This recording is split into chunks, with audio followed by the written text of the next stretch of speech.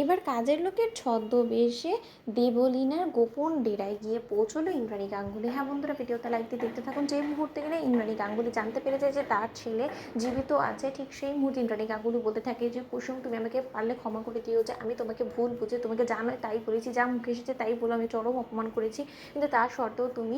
তোমার সিদ্ধান্তে অনড় ছিলে এবং তুমি সত্যিই আমার ছেলেকে আমার কাছে ফিরিয়ে দেওয়ার যে কথাটা দিয়েছিলে সেটা তুমি রাখতে চলেছো। ঠিক সেই সময় কুসুম বলতে থাকে যে না দেবীমা, এটা এতটা সহজ হবে না, এই পথটা আমাদেরকে পাড়ি দিতে হলে আপনার সহযোগিতার প্রয়োজন পড়বে, তার জন্যই আমরা ছুটতে ছুটতে এখানে এসেছি, আমাদের এক মুহূর্ত লস করলে চলবে না। ওই দেবলীনা ম্যাডাম প্রতিনিয়ত ছোটো সাহেবের গোটা শরীরকে অকেজো করে দেওয়ার জন্য সে হাই ডোজ প্রয়োগ করছে এবং সে ছোটো সাহেবের জন্য একটা পার্সোনাল অ্যাসিস্ট্যান্ট এবং ডক্টর রেখেছে, যেখানে কিনা সেই ডক্টরকে দিয়ে সমস্ত উল্টোপাল্টা কাজ সে ক্রমশ করে চলেছে এবং সেখানেই এখন একটা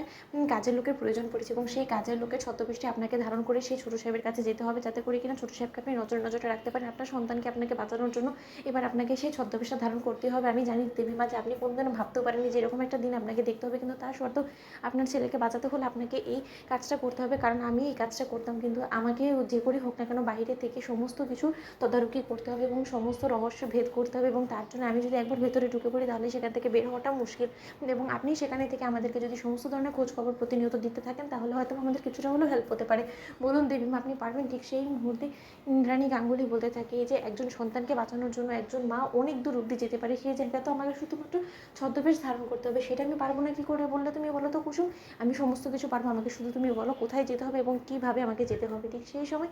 মীনাকে যখন কিনা সেখানে এসে হাজির হয়, ঠিক সেই সময় ঈশান বলতে থাকে যে মা, কোনো মতে কাকিমণিকে বুনক্ষরে এটা জানতে দেওয়া যাবে না, কারণ কাকিমণি কিন্তু আমাদের এখানে রীতিমতো একটা এজেন্টের মতন কাজ করছে দেবলীনার হয়ে, এবং বলা যায় না কাকিমণি যদি একবার সমস্ত কিছু দেবলীনার কাছে প্রকাশ করে দেয় তাহলে হয়তো বা আমাদের প্ল্যানটা ভেস্তে চলে যেতে পারে, আমরা কোনো মতে ভাইদার অব্দি পৌঁছতে পারবো না। ঠিক সেই মুহূর্তে ইন্দ্রাণী গাঙ্গুলি যখন কিনা কাজের লোকের ছদ্মবেশ ধারণ করে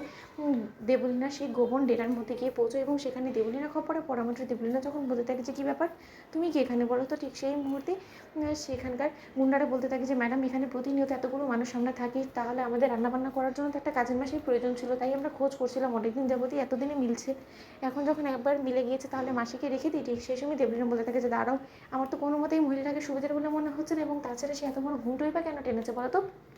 ঠিক সেই মুহূর্তে ঘুমটা ওঠানোর কথা নাম করা মাত্রই ইন্দ্রাণী গাঙ্গুলি যখন ঘাবড়ে যায় তখনই গুন্ডারা বলতে থাকে যে আসলে ম্যাডাম, এই সমস্ত কিছু থেকে তো আমাদের কোনো লাভ নেই, কারণ সে তো আর যাই হোক না কেন ওই মালটার অব্দি পৌঁছবে না, সে তার কাছে তো কিচেন অব্দি, সে তো কিচেনই সামাল দেবে, তাই না? এর থেকে বেশি কোনো কিছু আমার মনে হয় না যে জানার প্রয়োজন আছে, এবং এই মাসিটা যদি আজকে আমাদের হাত থেকে বেরিয়ে যায় তাহলে আমরা কী করি বা